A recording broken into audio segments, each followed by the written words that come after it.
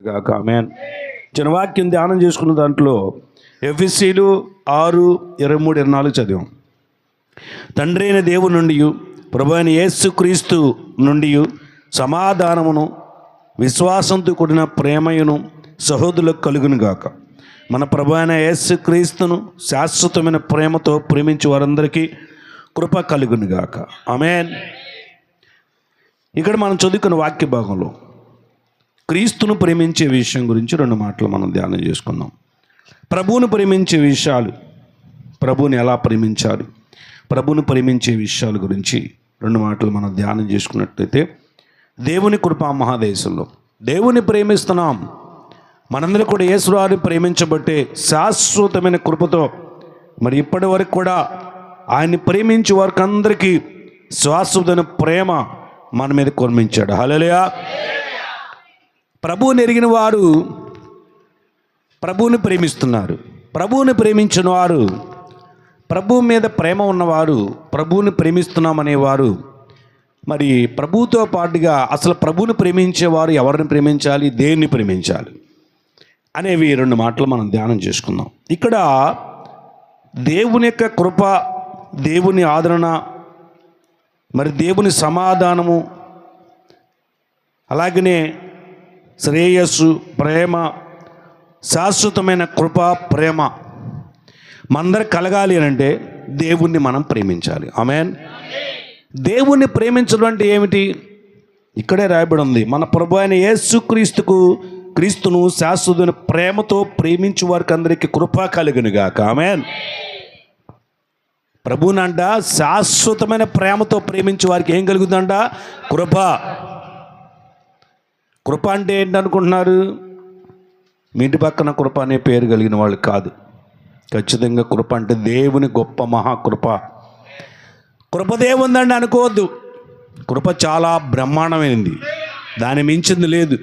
ఒక మాట అంటాడు, ప్రభువా నీ కృప జీవము కంటే ఉత్తమమైంది అంటాడు. హల్లెలూయా. ఏంటండి దేవుని కృప? జీవం అంటే ఏంటిది? బ్రతుకు, ప్రాణం. దేవుని కృప ప్రాణం కంటే చాలా గ్రేటెస్ట్, ఉత్తమమైందంటే స్పెషాలిటీ ఉంది దాంట్లో. అందుకని ఖచ్చితంగా ప్రాణం కంటే ఎక్కువగా కృపను ప్రేమించాలి. హల్లెలూయా. అంటే అంత గొప్ప కృప మనకు దేవుడు కలిగజేస్తాడు. ఎలాగా? దేవుని ప్రేమించే వారికి అందరికీ. హల్లెలూయా. ఇక కృప ఉంటే చాలు, జీవం ఉంటుంది, ఆయురారోగ్యం ఉంటుంది, ఇక అన్నీ ఉంటాయి. కృప.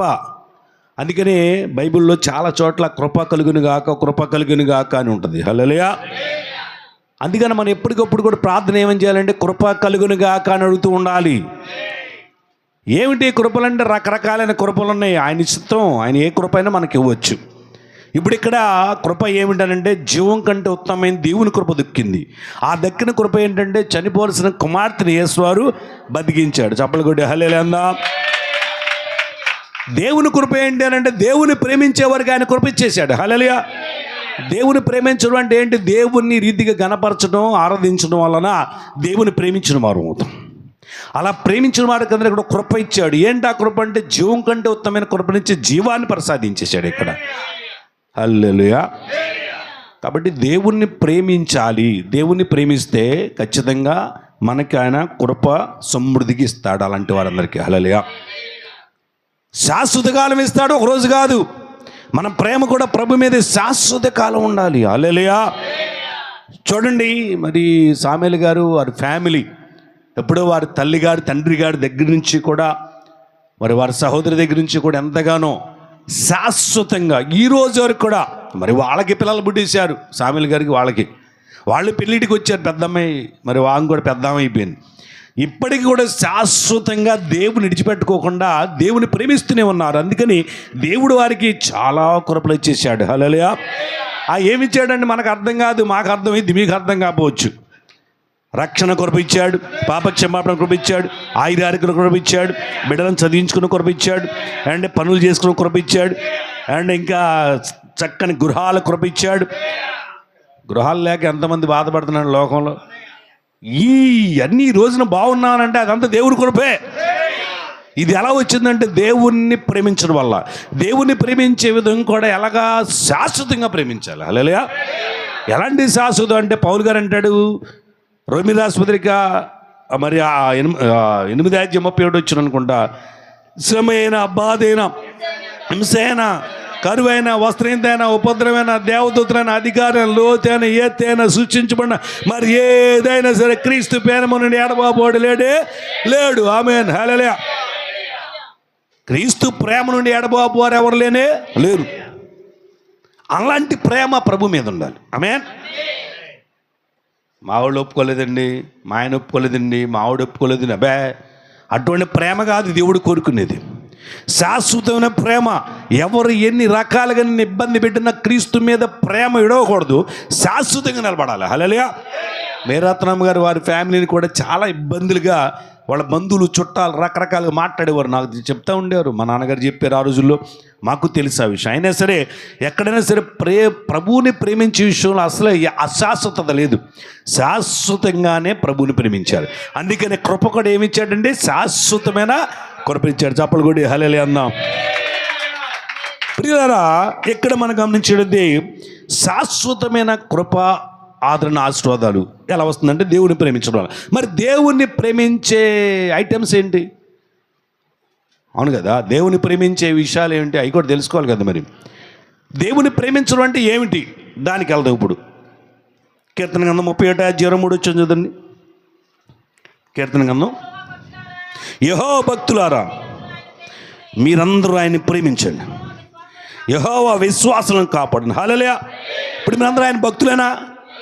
గట్టిగా చెప్పండి, అందరూ భక్తులేనా? భక్తులందరూ ఎవరు ప్రేమించాలి? యేసువారి భక్తులు యేసువారిని ప్రేమించాలి.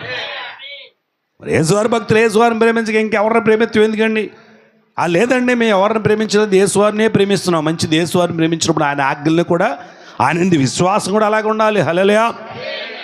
కాబట్టి ఖచ్చితంగా క్లారిటీగా చెప్తున్నాడు, దేవునియందు భక్తులారా, భక్తులుగా ఉన్న మీరందరూ కూడా ఆయన్ని ప్రేమించండి, దేవుణ్ణి ప్రేమించండి, యెహోవాని ప్రేమించండి, యేసుక్రీస్తుని ప్రేమించండి.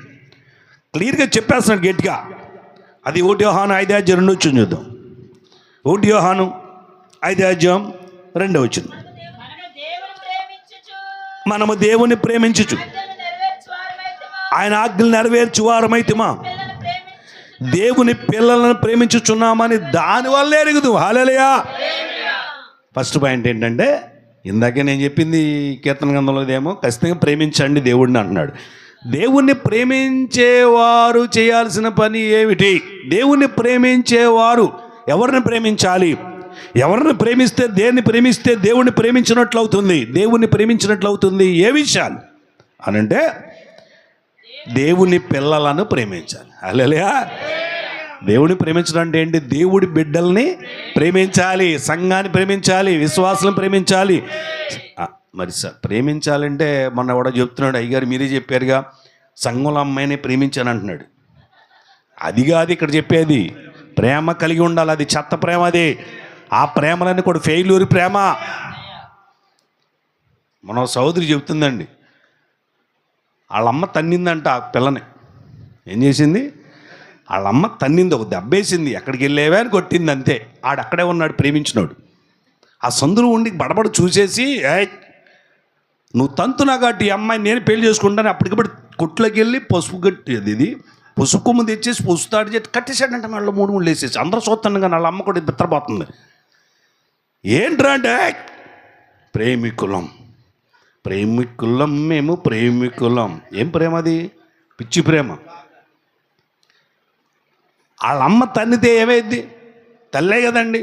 కానీ అక్కడేమనుకుందంటే, అబ్బో ఈ గొప్ప ప్రేమ అనుకుంది. కానీ ఈ రోజునండి దుఃఖపడుతుందన్నమాట. ఎలాగంటే ఆ ప్రేమ ఒక సంవత్సరం పాటే 3-4 ముచ్చలు అంటారే, అలాగైంది. ఆ తర్వాత ఈ రోజున పడే కష్టాలు, 2 పిల్లలు పుట్టిన తర్వాత అసలు ఎడిపోయాడు తెలియదు, ఏమైపోయాడు తెలియదు. అలాంటి రీతిగా ఒలేసే ప్రేమలు పిచ్చి ప్రేమలు అయిపోయినాయి. అందుకనే దేవుని చిత్తం కాక మనుషుల చిత్తం చేస్తే బాగోదు. ఎప్పటికప్పుడు కూడా ఏం చిత్తం చేయాలా? దేవుని చిత్తాన్ని గ్రహించాలి. ఆయన చిత్తము జరిగించువాడు నిరంతరము నిలుచును. అది ఏ విషయమైనా సరే దేవుని ప్రేమించాలి. లోక ప్రేమ కాదు నేను చెప్పేది. ఇప్పుడు ఇక్కడ దేవుణ్ణి ప్రేమించడం అంటే ఏంటంటే, ఆయన పిల్లల్ని ప్రేమగా చూడాలి. ప్రేమగా దేవుడి బిడ్డలంటే ప్రేమించాలి. వాళ్ళని చూసి ద్వేషించడం, ఎక్కిరించడం చేయకూడదు. నెక్స్ట్కి వెళ్దాం. కీర్తన గ్రంథం 18వ అధ్యాయం ప్రారంభోత్సవం చూద్దాం. ప్రభువుని ప్రేమించడం అంటే ఏంటంటే దేవుని బిడ్డలను ప్రేమించడం. యెహోవా నా బలమా, నేను నిన్ను ప్రేమించుచున్నా. హల్లెలూయా. ఇప్పుడు మన బలం ఎవరు? యేసే మన బలం. ఆమేనండి గట్టిగా. యేసు అరే మన బలం. మన బలం ఆయనేనండి. మన బలం ఆయనే. అందుకంటే నా బలమా, నేను నిన్ను ప్రేమిస్తున్నా. దేవుడిని ప్రేమించడం, దేవుని బలాన్ని ప్రేమించాలి. దేవుని బలం ఏంటి? కళ్యాణమ్మ గారు, దేవుని బలం ఏంటి? ఎంత నీ వయసు? 62. కాలుకి తేడా వచ్చినా కానీ దేవుడు బతికిచ్చాడు, బలం ఇచ్చాడు, నడిపిస్తున్నాడు. చచ్చిపోవాల్సిన పరిస్థితులు కూడా ఎన్నోసార్లు బతికిచ్చాడు. ఈ బలాలు అన్నమాట దేవుని బలాలు. హల్లెలూయా. ఈ రోజున మనం కడుపున్నది ఉన్నాం, ఆయురారోగ్యంగా ఉన్నాం, ఆస్వాదకరంగా ఉన్నాం, సమృద్ధిగా ఉన్నాం, దేవునికరంగా ఉన్నాం, బలంగా ఉన్నాం. అంటే ఇది బలం ఎవరిది? దేవుని బలం. ఆ బలాన్ని ప్రేమించాలి. హల్లెలూయా. ఈ బలాన్ని ఇచ్చాడు కాబట్టి ఆ ప్రభువుని ప్రేమించాలి. ఆమేన్. యెహోవా నా బలమా, నేను నిన్ను ప్రేమించదు. ఈ రోజున బలంగా మనకు బలం కలిగి ఉన్నామనంటే ఏ విషయంలో సరే, ఆర్థికంగా సామాజికంగా ఏ విషయంలో సరే బలంగా ఉన్నామంటే అది దేవుడి బలమే. దేవుడిచ్చిన బలాన్ని ప్రేమించాలి. హల్లెలూయా. దేవుడిచ్చిన బలం ఏంటి? భార్య ఒక బలం, భర్త ఒక బలం, పిల్లలు ఒక బలం, అంటే ఉద్యోగం ఒక బలం, వ్యాపారం ఒక బలం, గృహం ఒక బలం, రక్షణ ఒక బలం, సావుకులు ఒక బలం, సావుకులండ్రు ఒక బలం కాదా? దేవుడి తర్వాత సావుకులే బలం, అవునా కదా? మరి ఇవన్నీ సంఘం ఒక బలం. ఈ బలాల్ని ప్రేమించాలి, అప్పుడు నువ్వు దేవుడిని ప్రేమించినట్టే. హల్లెలూయా. నెక్స్ట్కి వెళ్దాం. దేవుని ప్రేమించడం అంటే అదే 26వ అధ్యాయం కీర్తన 8వ వచనం. ఆయనే చాలా చెప్తాడు. యెహోవా నీ నివాస మందిరమును, నీ తేజు మహిమ నిలుచు స్థలము నేను ప్రేమించిన. హల్లెలూయా. దేవుని ప్రేమించడం అంటే ఏం ప్రేమించాలి? దేవుని ప్రేమించేవారు ఏం ప్రేమించాడు? దేవుని మందిరాన్ని ప్రేమించాలి. ఆమేన్. దేవుని మందిరాన్ని ప్రేమించేవాడు దేవుని ఖచ్చితంగా ప్రేమించిన వాడే. ఆమేన్. నెక్స్ట్ వెళ్తాను 40వ అధ్యాయం 16 చూద్దాం. కీర్తన 40:16. దేవుణ్ణి ప్రేమించేవాడు ఏం ప్రేమించాలి? ఏమండి? నిన్ను వెదికివారందరూ నిన్ను గూర్చి ఉత్సాహించి సంతోషించుదురుగాక, నీ రక్షణ ప్రేమించేవాడు యెహోవా మహిమపరచబడును గాక అని నిత్యము చెప్పుకొందురు. ఆమేన్. దేవుని ప్రేమించేవాడు ఏం ప్రేమించాలంటే నీ రక్షణ వలనే నీకు మహిమ కలుగును గాక. ఈరోజు ఏది జరిగినా సరే ప్రభువా నీ మహిమ వలనే, నీ గొప్పతనమేనే, మా దేవులేదు, నీకే ప్రభువా మహిమలు కలుగును గాక అని చెప్పాలి. దేవుణ్ణి ప్రేమించేవాడు చేయాల్సిన పని ఇది అనమాట. దేవుడిని నిజంగా ప్రేమించిన వాడు ఎప్పుడు కూడా ఆయనకే మహిమ కలుగును గాక అనాలట. నీకు ఎంత దేవుడిచ్చా సరే ఇదంతా దేవునికే మహిమ. అది నిజమైన దేవుణ్ణి ప్రేమించినట్లు. నెక్స్ట్ అదే 74 వచ్చింది. నిన్ను వెతుకువారందరూ నిన్ను గూర్చి ఉత్సహించి సంతోషించుదురుగాక, నీ రక్షణ ప్రేమించేవారందరూ. ఇది మళ్ళీ అదే పాయింట్. దేవుడు మహిమపరచబడును గాక అందరూ. మీరందరూ యేసయ్యని ప్రేమిస్తున్నారా? అంటే ఎప్పటికప్పుడు నిత్యము ఏమనాలంట? దేవుడు మహిమపరచబడును గాక. తింటున్నా, త్రాగుతున్నా, మనం ఏ పని చేస్తున్నా సరే, ఏదన్నా దేవుడు మనకు కలిగేస్తుంటే దేవుడిని నిజంగా ప్రేమించిన వాడు దేవుడు మహిమపరచబడును గాక అనాలి. దేవుని ప్రేమించేవారు చేయాల్సిన పని 119, 132 కీర్తన గ్రంథంలో ఆయనే చాలా అంటాడు. 119, 132 నీ నామను ప్రేమించే వారికి నీవు చేయదగినట్లు నా తట్టు తిరిగి నన్ను ఖండించుము. హల్లెలూయా.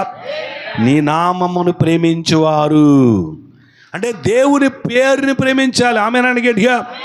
ప్రభు పేరుని ప్రేమించాలి. ప్రభు పేరు ఏంటండి? 300 చిల్లర ఉన్నాయండి యేసువారికి పేర్లు. అయితే అసలు పేరు ఏంటనంటే యేసు క్రీస్తు. ఆమేన్.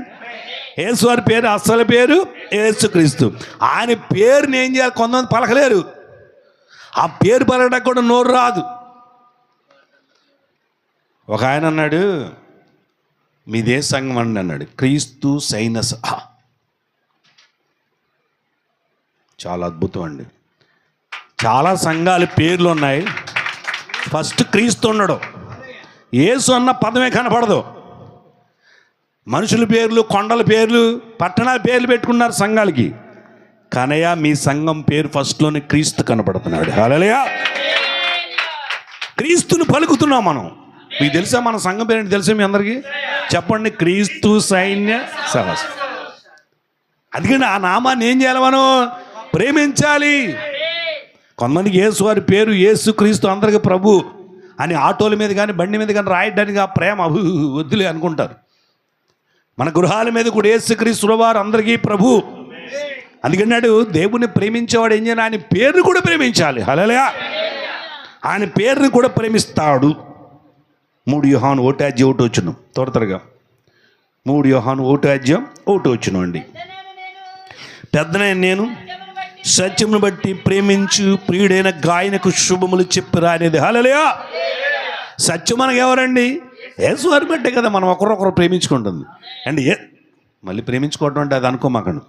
ఇప్పుడు సంఘంలో కొర్రలయ్య గారు, వేస్తారాణి గారు, మణిమి గారు, ఇంకా మేరిమి గారు, ఇంకెవరండి ఆ పేరండి అరుణ గారు, ఆ పేరండి అని పేరు పిబి గారు, రేవకా గారు, సుసన్నరాణి గారు, వీళ్ళందరూ ఎవరి ద్వారా వెళ్తున్నారు? మాట్లాడేంటండి యేసు ప్రభువు వారి ద్వారా మనకు తెలిసిందావునా? సత్యమును బట్టి అంటే యేసుక్రీస్తుని బట్టి, సంఘమును బట్టి మనందరం కూడా సహోదరంగా తెలిసాం. లేకపోతే అంతకుముందు మనం ఎక్కడెక్కడ తెలిసా? మనం అలాగే తెలిసిన వారిని ఏం చేయాలంట? శుభములు చెప్పాలంట. హల్లెలూయా. తెలిసిన ప్రతి ఒక్కరికి కనబడిన వాళ్ళ పెద్ద అనకూడదు.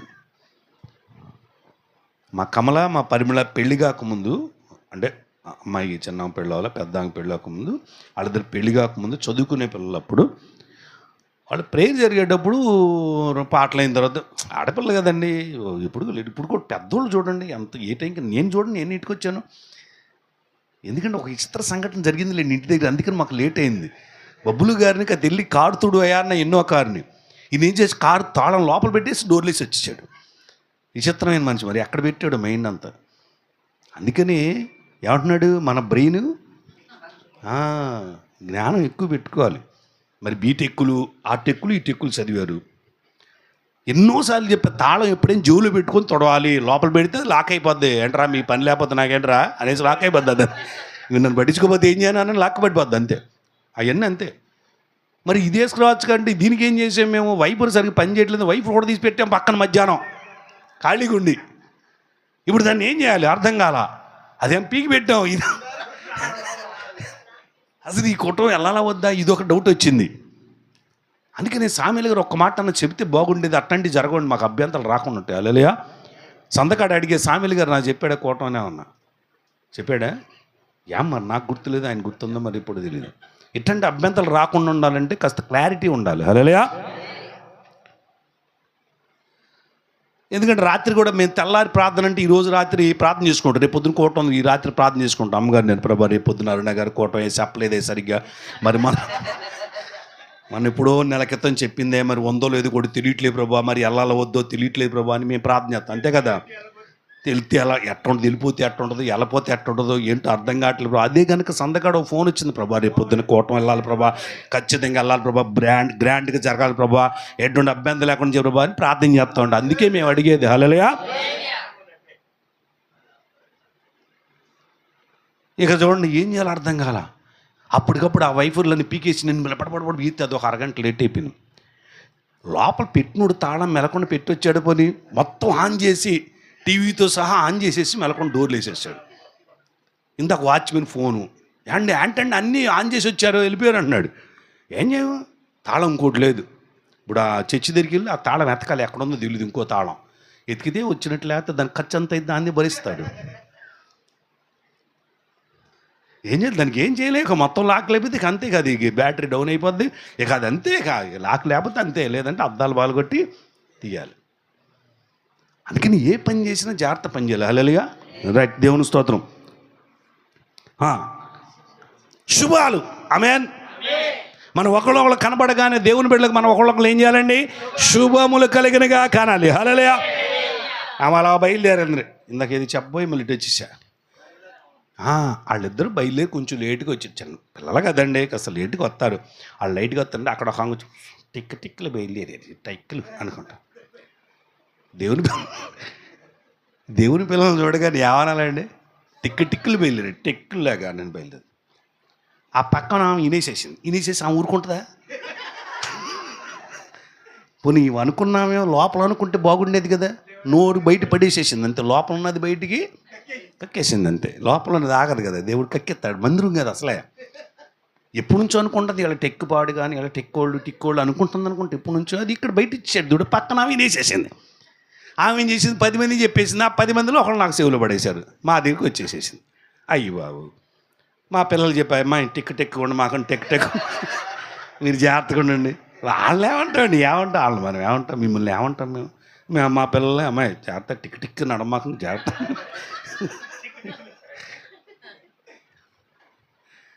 వీళ్ళు కూడా ఇక పిల్లలు కాబట్టి చదువుకునే పిల్లలు ఏదో అలా ఉంటా ఉంటారు, సాగిపోయింది. ఇక ఆ తర్వాత ఆ టిక్ సంగతి నాకు అర్థం, దేవుని స్తోత్రం. అందుకని ఎప్పటికప్పుడు ఏమనాలి, వచ్చిన చూసి మళ్ళా టెక్లా బయలుదేరి ఎట్టానకండి, ఏమనాలా, దేవుని బిడ్డలు కనబడగానే వాళ్ళు చూసి శుభం కలిగినగా కానండి. హల్లెలూయా, దేవుని స్తోత్రం, హల్లెలూయా. అలాగని ఇంకా దేవుని ప్రేమించేవాడి లక్షణాలు ఎలా ఉంటాయంటే 2 యోహాను 1:2 చూద్దాం. 2 యోహాను 1:2 వచ్చిన, నేను మాత్రమే కాక సత్యము నెరిగిన వారందరూ మనలో నిలిచుచు మనతో ఎల్లప్పుడూ ఉండు సత్యం బట్టి మిమ్మల్ని నిజంగా ప్రేమించున్న. హల్లెలూయా. సత్యం బట్టి ఏసైని బట్టి మనందరూ కూడా ఒకరొకరు ఎలాగ ఉండాలంట, నిజమైన ప్రేమ కలిగి ఉండాలి. హల్లెలూయా. ఒకరినొకరు నిజమైన ప్రేమ కలిగి ఉండాలంటండి దేవుని ప్రేమించే వారి యొక్క లక్షణాలు. నెక్స్ట్కి వెళ్తే లాస్ట్గా అది 1 యోహాను 5:2 చూద్దాం. 5:2 వచ్చిన, మనము దేవుణ్ణి ప్రేమించుచు ఆయన ఆజ్ఞలను దేవుణ్ణి ప్రేమించుచు ఆయన ఆజ్ఞలు నెరవేర్చువారమైతేమా దేవుని పిల్లలను ప్రేమించుచున్నామని దానివల్ల ఎరుగుదు. హల్లెలూయా. ఇప్పుడు దేవుని ప్రేమించేవాడు ఏం చేయాలి, ఆయన ఆజ్ఞలు గైకొనాలి. హల్లెలూయా. దేవుడు మనకి ఆజ్ఞ ఇస్తే ఆజ్ఞని గైకొనాలి. ఆజ్ఞలన్నీ పక్కన పడేసేసిన దేవుడు ఏం చేశాడు అనకండి, ఆయన చెప్తాడు. దేవుడిని ప్రేమిస్తున్నా కాబట్టి, ఆయన ప్రేమిస్తున్నా కాబట్టి. అసలు మీకు ఒక క్వశ్చన్ వేస్తాను, దేవుడు మనల్ని ముందు ప్రేమించాడు లేకపోతే మనం దేవుడిని ప్రేమించావా? అబ్బో, ఇది మాత్రం బాగా తెలుసు అనమాట. ఇది ఆయనే ముందు మనల్ని ప్రేమించాను. హల్లెలూయా. ప్రేమించి దేవుడు లోకమునంతో ప్రేమించాను అన్నాడు కదా. ఆయన మన ముందు మనమే గ్రహించాలి ఆయన ప్రేమని, తర్వాత గ్రహించేసాం. ఇప్పుడు ఆయన ప్రేమలో ఉన్న ఇక ఆయన ఎంతో మిక్కుటమైన ప్రేమతో ప్రేమిస్తున్నాం కదండి. అమ్మో, ఎంత ప్రేమ కలిగిన వాడా యేసు అనేసి ప్రేమించబడిన మనము ప్రేమిస్తున్నా మనం ఏం చేయాలంట, ఆయన ఆజ్ఞల్ని ఖచ్చితంగా గైకొనాలి. హల్లెలూయా. అప్పుడు ఖచ్చితంగా ఆయన మనల్ని ప్రేమిస్తాడు. మరి ఆయన మనల్ని ప్రేమిస్తే ఏంటంటే ఉపయోగం, ఏంటి దీనివల్ల ఉపయోగం అంటే ఫైనల్గా ఎందుకు ఆయన దానివల్ల ఉపయోగం అంటే సామెతల గ్రంథం 8:17 వచ్చింది. సామెతలు 8:17, అది నన్ను ప్రేమించు వారిని నేను ప్రేమిస్తా, నన్ను జాగ్రత్తగా వెతికేవారు నన్ను కనుగొంటారు. హల్లెలూయా. నెక్స్ట్ 21 వచ్చిన కూడా చదువుని, నన్ను ప్రేమించు వారిని ఆస్తికర్తగా చేస్తా. చప్పట్లు కొట్టాలి. హల్లెలూయా, ఆమేన్. అది ఏ ఆస్తి అన్నవచ్చు, ఆత్మీయ ఆస్తి అవ్వచ్చు, శారీరక సంబంధం ఆస్తి అవ్వచ్చు. దేవుని ప్రేమిస్తానంటే అలాంటి వారిని ఏం చేస్తాడంట, ఆస్తికర్తలుగా చేస్తాడు. వారి నిధులను నింపును, వారి నిధులను కూడా నింపుతాడు. హల్లెలూయా. దేవుని ప్రేమించు వారికి చూసారు ఎన్ని బెనిఫిట్లు ఉన్నాయి దేవుని ప్రేమించు వారికి. అలాగనే అసలు ఎందుకు ప్రేమించాలి దేవుణ్ణి? కీర్తన 116 ప్రారంభోచ్చు చదువుని. కీర్తన 116 ప్రారంభోచ్చును, యెహోవా నా మరణం నా విన్నపములను ఆలకించి ఉన్నాడు, అందుకని నేను ఆయన ప్రేమిస్తున్నా. హల్లెలూయా అన్నాడు. మన విన్నపములు మన మొరలో ఆలకిస్తున్నాడంట. మీరు చెప్పండి, ఎవరైనా నా ప్రార్థన ఎక్కడ ఆలకించాడండి దేవుడు అనండి? ఆలకిస్తున్నాడు. ప్రతి ఒక్కరి ప్రార్థన నిజమైన మీరు నమ్మి ఉంటే చప్పలు కొట్టి హల్లెలూయా అనండి. అందుకే యేసుని ప్రేమించాలి మనం. హల్లెలూయా. ఎవరు ఆలకిస్తారండి? ఒకళ్ళు ఆలకించేసరి ఏం చేయగలరండి? మన యేసువారు అయితే ఆలకించి ఆదరించి స్వస్థపరిచి బ్రతికించి రక్షించి ప్రేమిస్తూ ఆస్వాదిస్తున్న దేవుడు. హల్లెలూయా. అందుకని ఖచ్చితంగా ఆయన్ని మనం ప్రేమించాల్సిందే. ఆయన్ని ప్రేమించడం అంటే ఈ ప్రకారం విషయాలు మనం ఖచ్చితంగా చేయాల్సిందే. హల్లెలూయా. ఇప్పుడు ఇలా ఈ ప్రకారంగా మరి సామెల గారు ఆయన భార్య బిడ్డలు చాలా చక్కగా ప్రభువుని ప్రేమిస్తున్నారు, ప్రభు ఆజ్ఞని ప్రేమిస్తున్నారు. అందుకని దేవుడు వారిని ప్రేమిస్తున్నారు, ప్రేమించి ఆస్తికర్తలుగా చేస్తున్నారు, రక్షణిస్తున్నాడు, పాపక్షమాపిస్తున్నాడు, శుభములు కలిగి చేస్తున్నాడు. దేవుని ప్రేమించే వారందరం కూడా ఇలాగ ఉన్నట్లయితే దేవుడు మిమ్మల్ని మనందరూ కూడా ప్రేమించి ఇంకా సర్వ సమృద్ధి కలిగేయను గాక. ఆమేన్. చిన్న ప్రార్థన చేద్దాం. అందరూ కలిసి వచ్చి ప్రార్థన చేయండి. దయచేసి అందరూ కూడా, యేసయ్యా నేను నిన్ను ప్రేమించుచున్నానయ్యా, క్లారిటీగా ఉంది కదా. ఆయన ప్రేమించు వారికి ఆయన మొర ఆలకిస్తాడు, వారి మొర ఆలకిస్తాను అన్నాడు. మరి మనం ఖచ్చితంగా ఆయన ప్రేమిస్తున్నట్లయితే మనం ప్రార్థన చేసి మొర పెడితే ఖచ్చితంగా మన మొరను ఆలకిస్తాడు. కమాన్ గట్టిగా ప్రేమిస్తున్న మనం, నేను ఆయన ప్రేమిస్తున్నాను ఆయన తెలిసిలే అట్ట కాదండి. ప్రేమిస్తున్న మనము మొరపెట్టాలి, ప్రభుకు మొరపెడితే మన మొరను ఆలకిస్తాడు. అందుకని ఆయన ప్రేమించాలి. మనం ఇంకా ప్రేమిస్తే మొరపెట్టాలి, మొరపెట్టినందుకు ఫలితం ఉన్నందుకు ఇంకా ప్రేమించాలి ప్రభుని. మరి మీ ప్రేమ ఫలించాలి. మీరు ప్రభువుని ప్రేమించినందుకు మరి సమృద్ధిగా దేవుడిచ్చిన వాగ్దానం నెరవేర్చబడాలి అని అంటే ప్రభుని ప్రేమించే రీతిగా ప్రభు దగ్గర మొరపెట్టు. నీ పాదాలు స్తుతులు. నీ ప్రేమ చాలా గొప్పది నాయన. అలాగే ప్రభా, మా ప్రేమ చాలా పనికిరాంది నాయన. ఆయనను మేము ప్రేమించే ప్రేమను మమ్మల్ని ప్రేమించి అయా మీరు యాక్సెప్ట్ చేసి ప్రభా, మా ప్రేమను మీరు యాక్సెప్ట్ చేసినానా ఎంతగానో ప్రభా మమ్మల్ని ప్రేమిస్తున్నారయ్యా. ఎలాంటి ప్రేమ అంటే ప్రభా, నిజంగా మీరు నిజాయితీపరుడు, మీరు నీతిపరుడు ప్రభా, పరిశుద్ధుడు, నిష్కల్మషుడు, పాపుల్లో చేరక ప్రత్యేకంగా ఉన్నవారయ్యా. అలాంటి మంచి వారిని ప్రేమించడంలో గొప్పతనం ఏమీ లేదు, కానీ మేము అలాంటి మంచి నిన్ను ప్రభా ప్రేమిస్తున్నామని నాయన. మేమైతే ప్రభా వేసా చాలా పాపులమయ్యా, నీచులు, మేము పనికిమాలిన ప్రభా, దుమ్ము లాంటి వారం, ధూళి లాంటి వారం, నేరస్తును ప్రభా, ఎందుకు పనికిరాని వారం అయ్యా. అలాంటి మమ్మల్ని ఎంతగానో ప్రేమిస్తున్నాం. స్తుతులయ్యా, స్తోత్రం. ఈ కుటుంబాన్ని కూడా ప్రేమించినందుకే స్తోత్రం. ప్రేమించే శాశ్వతమైన ఆశీర్వాదం, శాశ్వతమైన కృప ఇంకా సమృద్ధిగా మాకును ఇక్కడ ఈ కుటుంబానికి నేను సమృద్ధిగా దయచేయమని మన ప్రభువును రక్షకుడిని యేసుక్రీస్తు వారి అతి పరిశుద్ధ నామమున అడిగి వేడుకుంటున్నాం పరమ తండ్రి, ఆమేన్. పరలోకమందున మా తండ్రి, మీ నామం పరిశుద్ధపరచుగాక, మీ రాజ్యం మాకు వచ్చునుగాక, మీ చిత్తం పరలోకమందులు భూమి మీద నెరవేరునుగాక. మా నేటి ఆహారం మా దయచేయం, మళ్ళీ ప్రార్థించు, క్షమించు. శోధం తేకాదృష్టిని తప్పించుము. రాజ్యము, శక్తి, మహిమ నిరంతరం నీవను, ఆమేన్. మనందరూ లేచిన